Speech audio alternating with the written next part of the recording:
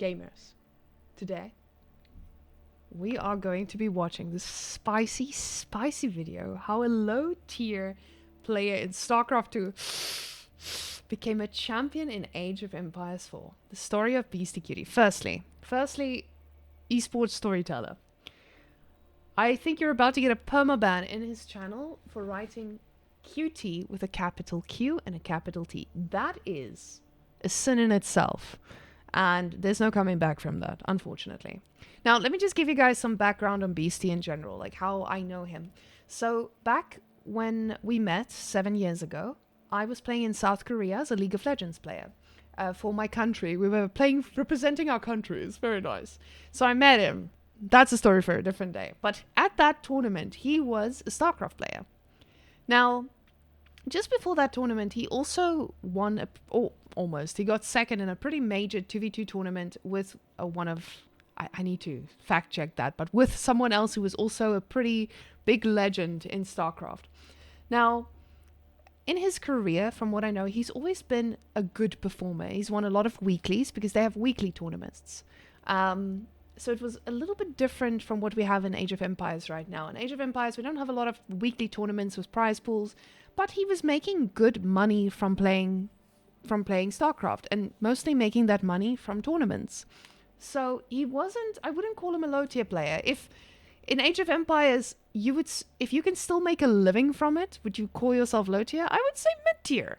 He was doing well in Europe. He wasn't doing too well in the whole world, but definitely in Europe he was quite good. And I think in his last really big tournament he beat Marine Lord. And I remember him telling me that Marine Lord was saying, "Oh, this is going to be an easy little match." Basically something like that. I'm paraphrasing. Thank you, Marine Lord.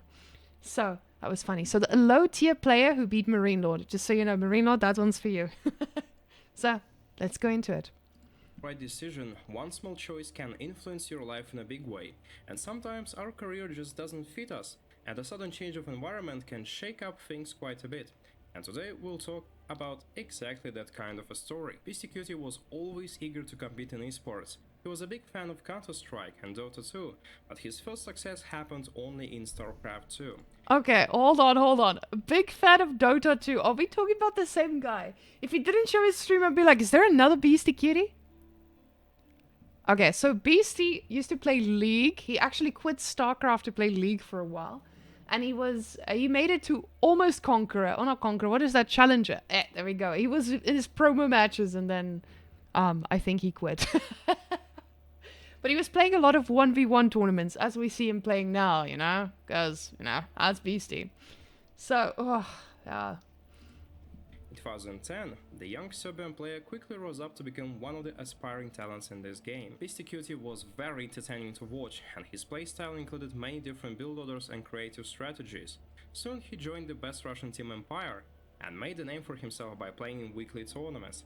At one point, he even made it to IM, one of the most prestigious tournaments in StarCraft 2. Despite his initial He actually told me about this back in the day. Back in the day, when he went on his first tournament, I think it was in Germany, and it was like his first big one that he had to travel to. But yeah, it was pretty intimidating, because back then his English wasn't like it was today. So definitely a different type of player we see today. initial success, Beastyqt couldn't achieve the top level of play in StarCraft 2. He wasn't a bad player at all, but the competition was too fierce to handle. From balance issues with turn race to complete and sheer dominance of the Korean StarCraft 2 scene, it was just too difficult to make a living of StarCraft 2 unless you were really talented. But Beastyqt didn't give up on his dreams and kept on playing competitive StarCraft 2. He wasn't even nearly successful, and his results left much to be desired. But in 2017, he opened up a YouTube channel. This was a good call, because soon the viewers... Now, let me just put a little bit of a Whamen thing in here. Whamen edited most of those videos at the beginning. Whamen made thumbnails. But Beastie, he was the boss, the talent, the power behind everything. So yes, basically, when he noticed that his... I guess when the professional gaming became too stressful, I don't think he quit because of stress. it was definitely also because he wanted to branch out and he wanted to build his brand a little bit more. He started streaming a bit more, and he also started to grow a little bit bigger of a following in StarCraft. I would say some days on a bad day, he'd have like 150 viewers, but usually it would hover around 300-400. And then when he would do these crazy series, I think it started with someone saying, "Could you get to what is this Grandmaster with this?" It just went everywhere. Yeah. Do you need your 3D glasses? Yeah, maybe. So he started making these YouTube videos and started like getting these good ideas to get the viewers, and he quickly became like the go-to StarCraft YouTuber, which was pretty amazing to see. So basically these videos took off. Some of them even amassed over 1 million views. So, or one of them, but the rest of them hundreds of thousands. So yeah, let's go see. The side of this brilliant man and his captivating and funny content. For the next few years, Beastyqt would be growing his YouTube channel with less focus on esports and his pro-gaming career. It seemed like he kinda peacefully retired into being a full-time content creator. He did? And everyone was quite happy about that. But in October 2021, a new RTS game was released, and that's of course Age of Empires 4, and Beastyqt chose to try it and see how things are going there. He was still an active StarCraft 2 content creator, but soon the new game would completely absorb Beastie's passion and attention. Another good thing about Age of Empires 4, it already... Okay, now I just want to interject here because I think this is one thing you need to keep in mind. It wasn't just Age of Empires in general, and I'm saying this because I know he's spoken about this publicly as well. StarCraft completely burned him out. Just the fact that he was forced to play StarCraft every single day and he had to make content, it killed him. I could see how much it did to him, because it was very difficult to make a game that you did, or make content for a game you didn't love anymore. So for him, this was a very big decision to switch over. So he dabbled in it and realized this is the time for the switch. And when he initially switched over, the views completely dropped because of on YouTube at least, because obviously his StarCraft fan base did not like this game. But he switched over a little bit later than the other pros as well. Has a nice esports scene in Age of Empires 2. And there were big expectations for the new title. Only 2 months later, Beastyqt announced his decision to completely drop StarCraft 2. He was so stressed. It turned out he was actually quite unhappy with playing it for a prolonged period of time, and Age of Empires 4 felt like a breath of fresh air. So why am I not having fun playing StarCraft 2? StarCraft 2 is an extremely stressful game. Over the past 11 years, it actually added a lot of stress in my life. It's not necessarily because of losses, it's the way you lose in StarCraft 2, which you all know what I mean. DT running in your base, Protoss AoE just blasting all your units down, not paying attention to units in 1 second, losing the whole army to banelings, stuff like that. It's just a very frustrating way to lose.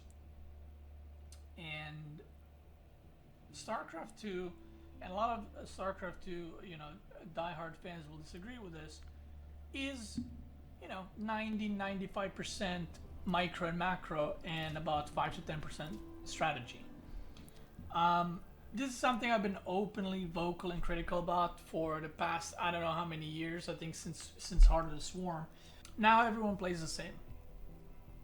Sure, there's a few outliners there, but most of the time players play the same, and I think if you hide the names of the players, you would not be able to guess who's playing against who. Partially because the game is old, it's 11 years old, so a lot of things have been figured out, but it's a huge contributing factor is Blizzard pretty much removing certain playstyles from the game rather than nerfing units and making them weaker. They would just kind of like nerf it to the point where you can't really do it. Okay, now I just need to add here as well. A big thing that I remember from that stage in StarCraft is you would just have Zerg versus Zerg finals every time. So you would get through a certain point in the game and the games would look all the same. Basically, it was just a bunch of Zerglings against each other, baneling busting. Zerg was very dominant for a while, and then I think Protoss took over a bit more. But there were only like 1 or 2 Terrans that were actually performing at some point. But you would watch these tournaments and you'd get to the finals and you see Zerg versus Zerg. And the viewership was also going down at that point because people were just not interested in watching ZVZ finals. So yeah, it was becoming quite stagnant as someone who really enjoyed watching StarCraft at that point. This is something we can all relate to. We all had something we had to do in life and we were kinda unsuccessful with it or just stagnant, and we only needed one thing. One momentum, one spark of a new passion to embark on a new great journey. And this is exactly what happened with Beastyqt. As Beastyqt said himself when I questioned him, StarCraft 2 players have great work and practice ethic, which eventually allows them to become the best RTS players ever.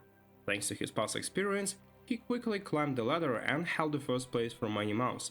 But most importantly, he qualified for the biggest premier tournament at that time, and 4C, with such a large prize pool. The funny thing about that event, it was packed with ex-StarCraft 2 pro players, and everybody, except the famous The Viper, had quite a bit of experience and success in that Blizzard game. Now, this was something that was very controversial at the start. I remember how the beef was when the StarCraft guys came over, because they were like, oh, Age of Empires 2 guys are going to dominate the scene. And then all of the StarCraft guys were like, what did you say? You guys are going to dominate? Don't mind if I join. So, yes, that is definitely something I kind of expected because I watched how fast the StarCraft players were playing.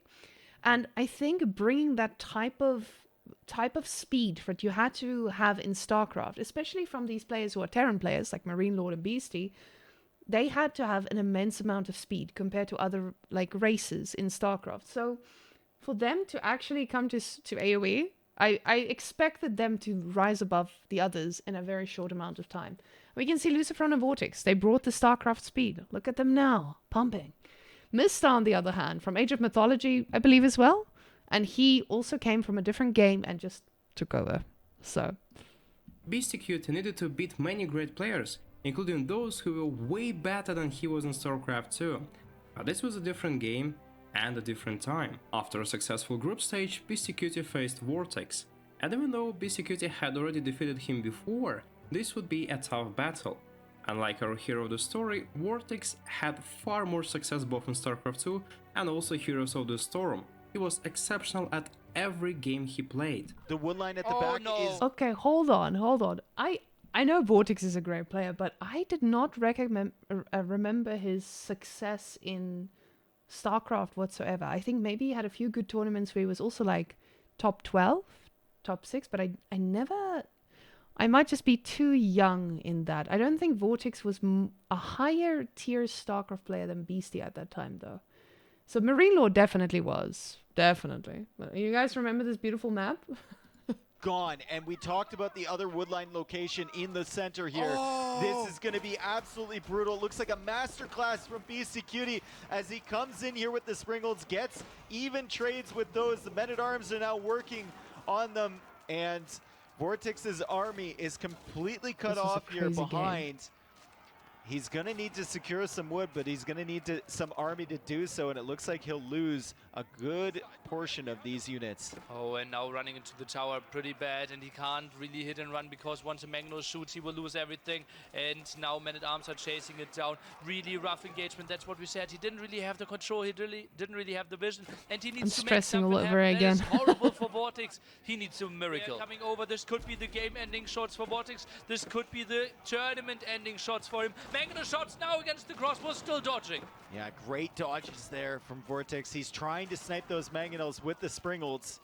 And I think he's actually going to get one here, but the Mangonels are still on the hunt. Crossbows are still on the hunt. Men-at-Arms are still following up. We got some Men-at-Arms pushing in from the cage. It looks like a lot of the villagers escaped there, and Vortex is just desperately trying to survive. He's losing more and more units, though, and he doesn't look at 0 on food. For Vortex, he just doesn't have the resources to replace them. I think he's going to call the GG, and I think Beastie is through to the finals of N4C. Oh, baby, what a performance from... And luckily, on the other side, LiLLiPoP took out Marine Lord. So... from Beastie here. Oh, look at all the idols, and Vortex knows there's nothing more he can do. Sends the last units in, villagers are going down, and Beastyqt will play against the winner of Marine Lord and LiLLiPoP later on. Big Mangonel shots again, sending in the last villagers here to give it a worthy battle for a great series. And here we go with all of the villagers trying to take out that Mangonel. It looked like Vortex was about to give up there, but maybe he was thinking about the previous games with Beastie, and a big double fist pump there from Beastie as he takes it and goes through to the finals. Huge result for him. Beastyqt barely managed to overcome him, only to face LiLLiPoP, a StarCraft 2 champion who would easily destroy our hero in that game. But the tables have turned, and Beastyqt made it look like a walk in the park, leaving no chances for LiLLiPoP. Oh boy. That's exactly what he does. It's not looking good right now. Beastyqt coming in almost with a bit of a BM castle. I mean, he is dropping this right on the front line. That's quite Mangonel rough. or two would have been very effective against those villagers, but now we see that once again, it looks like the Rus Warrior Monk going to be falling back with that relic. Uh-oh, this will be a tricky move. Low HP as well. I don't even think he can start a conversion. Springles now coming in, trying to snipe the Mangonels. Conversion pushes villagers away. Solid Springle connections here by LiLLiPoP. Yeah, LiLLiPoP doing a pretty good job. Cleans up both of those Mangonels, but the keep does go up. And this is going to mean that it's almost impossible for LiLLiPoP to push into this position. Keep in mind, he doesn't actually have a military advantage. It's 73 versus 40. He is... I just want to comment on the fact that the casters said it's a BM move to put the keep in there. That was a strategy. It's not a BM move to put a keep there, you know? But LiLLiPoP has grown up significantly since this, definitely. But honestly, I don't know if LiLLiPoP was a champion as well. He's, again, if you're going to rank them by that, LiLLiPoP was really good in StarCraft. He was definitely one of the mid-tier Koreans, which is better than all the foreigners. All of them. So, except for like a handful, like Cyril and Raynor, maybe a little bit of a Clem. But he was, I believe he was a mid-tier Korean player, which was still like, better than all the foreigners. But yeah, he looks super young here. I have a few photos of him from this event, and he definitely does not he definitely does not look the same. up against the edge of the rope right now. Is there anything he can possibly do to come back into this game, Nearly?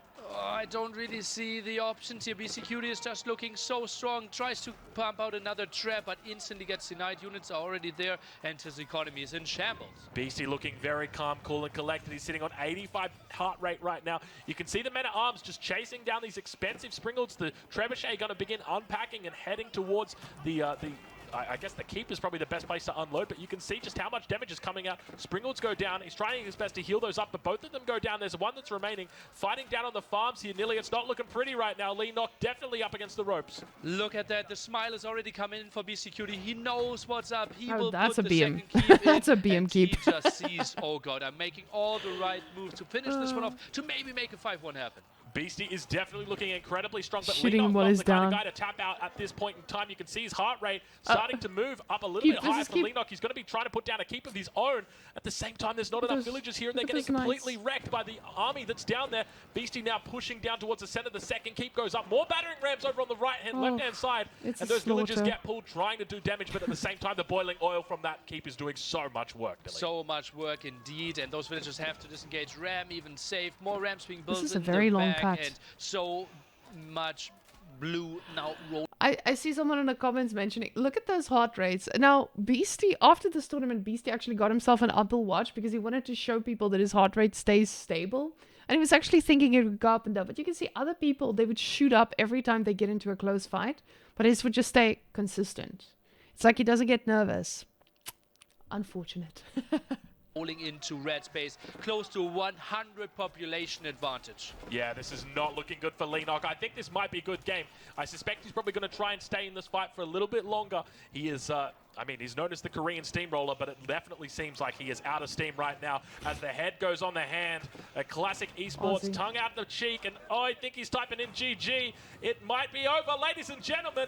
Good game gets called. Beastyqt is your victor. $100,000 N4C winner, 5-1. Congratulations. And that's Very what nice. makes this story beautiful. Beastyqt has always been a very talented person, both with his gaming skills and YouTube content. But StarCraft 2 wasn't a proper game for him, and he struggled to unleash his energy and unravel his talent there. With Age of Empires 4, a loser became a champion. It's also impressive how he still managed to keep the daily content machine on YouTube. Oh my god, imagine someone saying that. What? That was... Oh, imagine... Oh, god. Oh, that hurt me in the... Oh. Oh. That was painful. Yikers, a loser. No, you can't say... You can't... That's not how this works. Oh, no. I feel all of us felt that, right? All of us felt... Oh, god. Oh, I would say an underperforming StarCraft player, or maybe a mid-tier StarCraft player that didn't win any major tournaments, finally took a win at the AOE N4C Championship, the biggest tournament at that time. Wow. YouTube, while also maintaining high placement on the ladder and also winning different tournaments. According to Beastyqt, he practiced from 8 to 12 hours per day in Age of Empires 4. That's true. And he did that because he instantly fell in love with that game. So the transition from StarCraft 2 wasn't difficult at all. That's probably because Age of Empires 4 allowed him to be more creative and the game isn't as focused on perfect mechanics as StarCraft 2. There's probably more variety in that RTS and a lot more room for experiments, especially at the time of the tournament, and that's easy to see how Beastyqt managed to navigate his programmer life in the new title. It just seemed to naturally fit him more than rigid StarCraft 2 meta that was common in most periods of his activity. Beastyqt continued to solidify his accomplishments after that tournament, and now he remains a vital part for Age of Empires 4 community, and he excels both in tournaments as well as with YouTube content. Now, before this thing is super over, I think that was... This was a good video. I mean, it was a really good video. Also, I revealed Gigi Dog to you guys. She was super interested after they called him Melusa. So, that was rough. That was very, very rough. But, honestly, good video. Just, you know, a little bit rough, I'd say. Gigi Dog, what do you think about that? Do you have anything to say? Tote, vad säger? She usually speaks. Not today, though. She's just decided not to speak. So, yes, guys, that was a video. I think this is definitely one of those instances where there's a little bit left out, but I mean, decent video overall. And he got featured. Hot damn. So yeah, she's completely shocked. She's stuck in one position. She's not moving. She's just like, I can't believe they said that. So, yeah. After so many years, he finally found his deserved success in esports. That's it for the story. If you enjoyed it, check out more content on my channel, and don't forget to write your suggestions for the next Age of Empires 4 videos.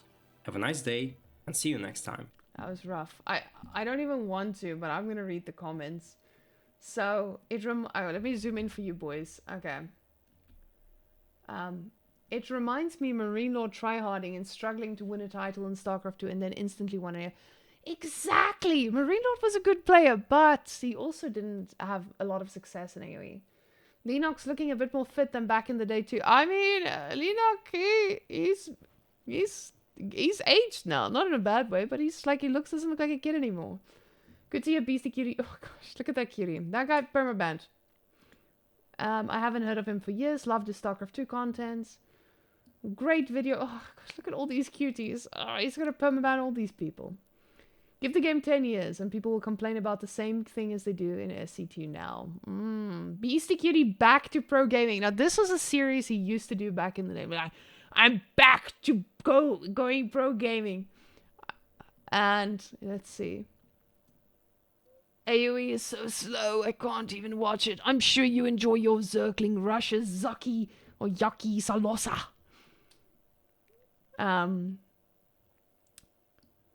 Yeah. Anyway, whoa, some people are rude, eh? Because AoE 4 is easy as a... Yeah, that's why everyone's doing well, right? Right? So anyway, there you guys go. That was the esports tour. Look at those tags. Look at the capital letters. They're using the capital letter tags. Oh, no. Okay, guys. And that is a permaban. So...